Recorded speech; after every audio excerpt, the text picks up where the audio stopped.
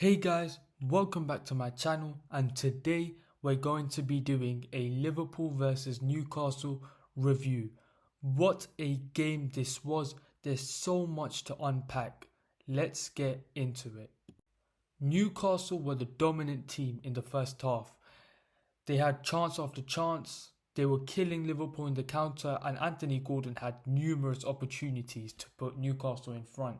And in my opinion, if they had Alexander Isak, he would have at least scored one or two goals for Newcastle, because the positions they were getting in, the balls that were being put, the chances that were created, a striker like Alexander Isak would have converted those chances.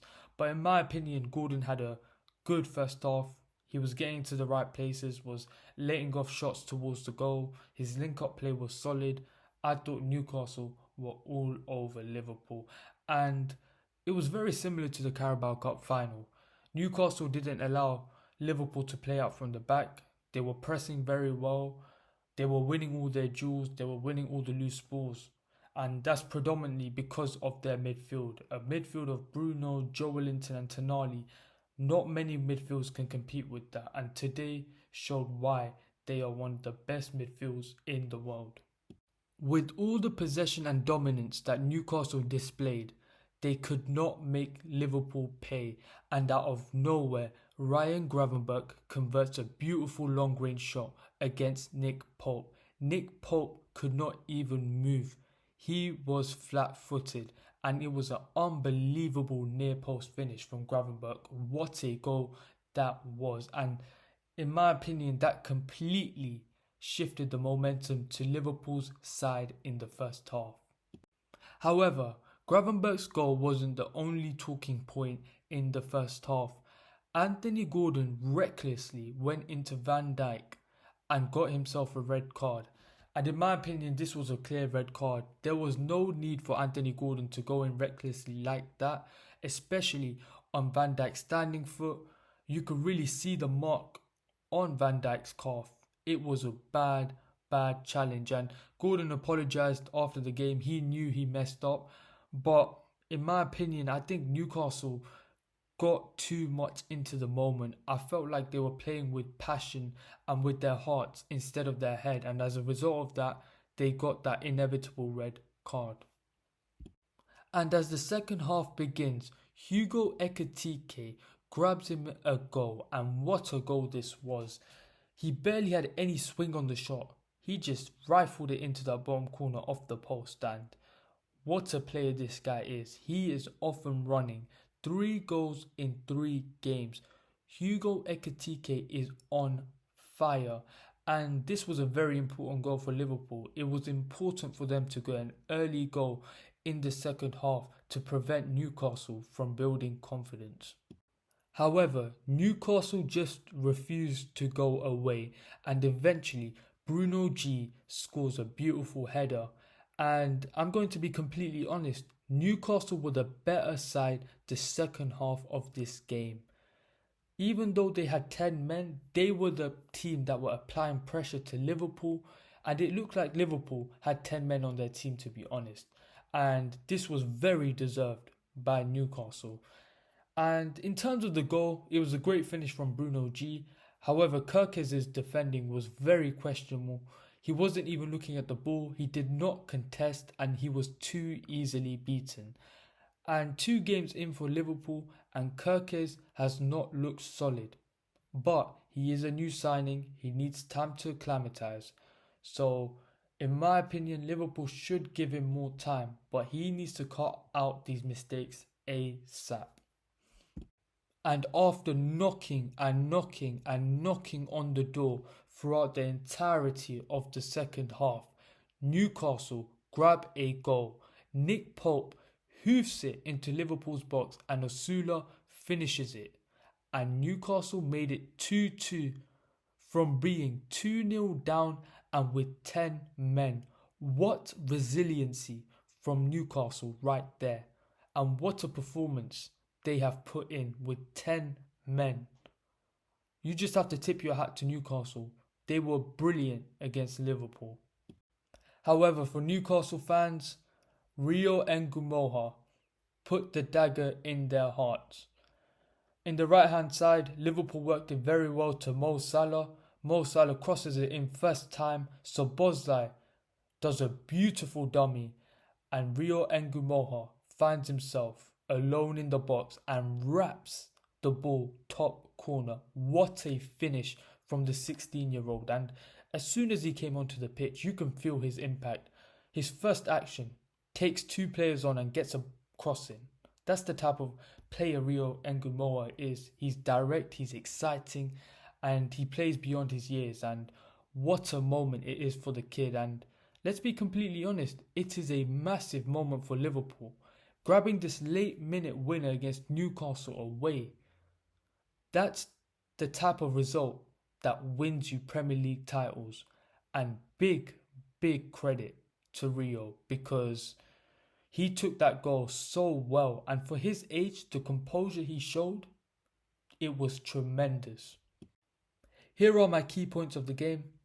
I thought Newcastle and Eddie Howe were brilliant. In my opinion, Newcastle couldn't do any more. They played the best they could do. They played out of their skin. And unfortunately, luck wasn't on their side. From a Liverpool's perspective, I thought Gravenberch was brilliant. You could see how much impact Gravenberch has to the way Liverpool play football and his ability to play as a defensive midfielder and prevent counters. He was instrumental today, took his goal brilliantly, but he was physical in the midfield and he was dueling and fighting. And when it comes to on-ball stuff with Gravenberch, I don't need to say anything. This man, in my opinion, is the best in the half turn in the business. He's so technical on the ball and he's just a brilliant, complete footballer. Next up, I thought Van Dijk was brilliant, and this was Van Dijk in his prime.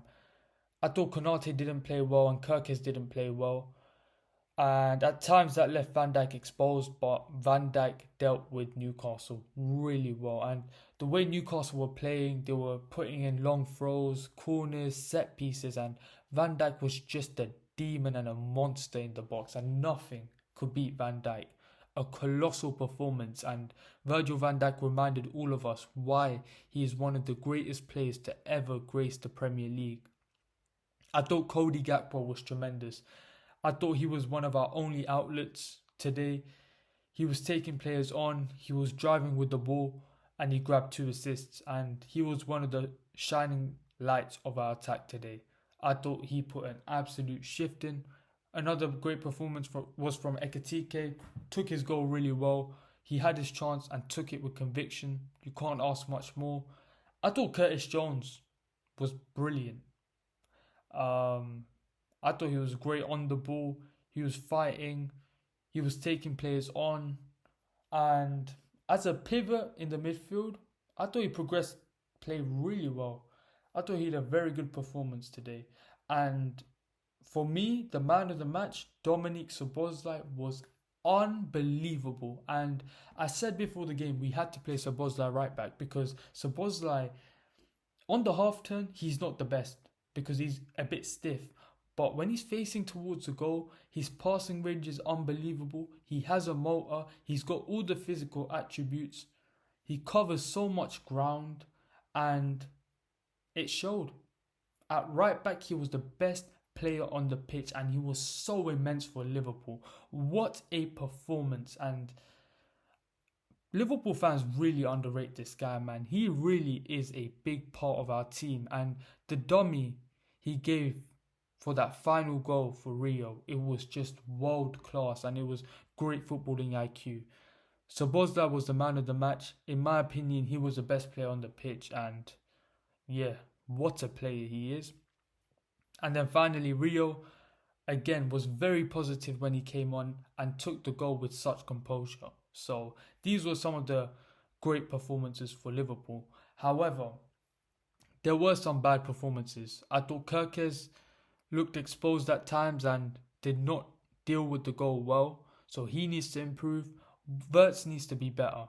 It's 2 games in now and he's looked like a passenger.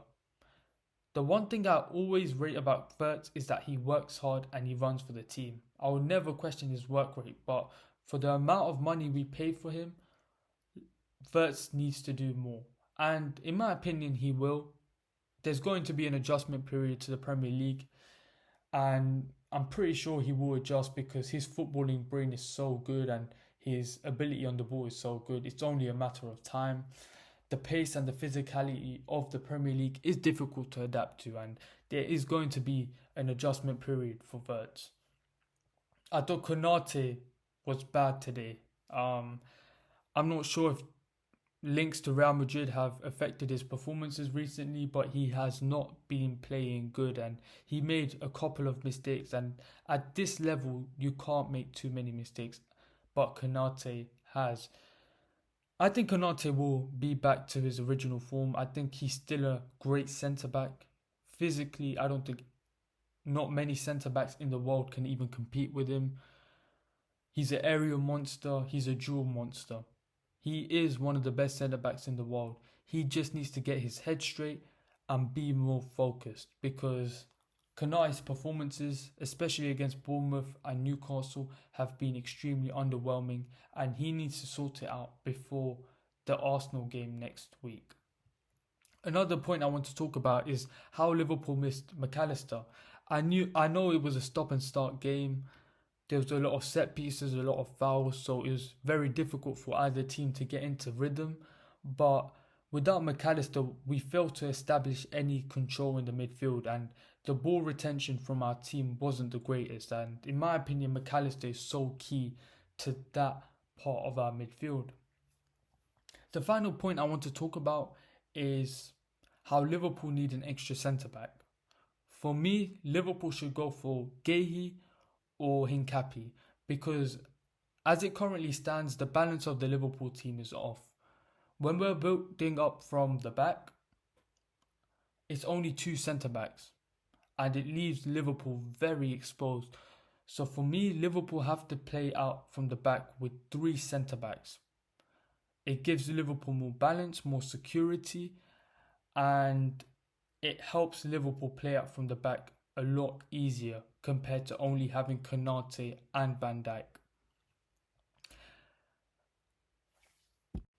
Here are my final thoughts on the game. What a game it was. This was a classic. I doubt you see much more better games than this. You look at the Isak transfer saga, it grew tensions between both of these clubs. The atmosphere of the game was incredible. There was rivalry, there was drama, there was red cards, there were really aggressive challenges. It was a very old school Premier League game, and I doubt we see any other Premier League game as good as this season. It was an absolute masterpiece. This is what the Premier League is all about. But for me, the next question is, where does Alexander Isak's future lie? Does he stay at Newcastle?